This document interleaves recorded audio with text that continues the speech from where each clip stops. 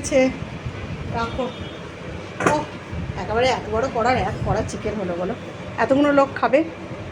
চলো এবার ভাগ করি, সব খেতে দিয়ে দিই।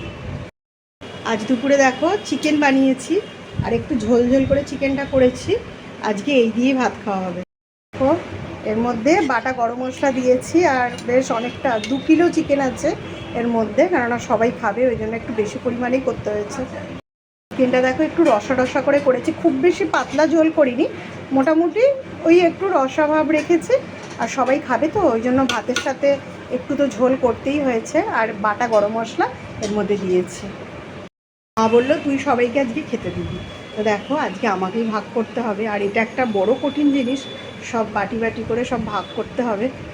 বাটি রেখে দিয়েছি, সব এগুলোকে ভাগ করে করে তুলবো সবার জন্য। তো শরীরটা ভালো না গো, ওই জন্য। মা দেখো তো, দাঁড়া, এই ভাগ করা হচ্ছে একটা কঠিন ব্যাপার।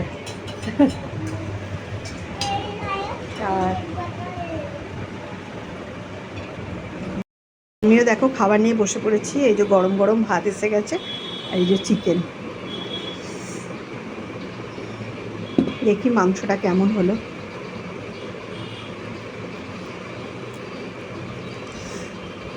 ভালোই নরম হয়েছে চিকেনটা।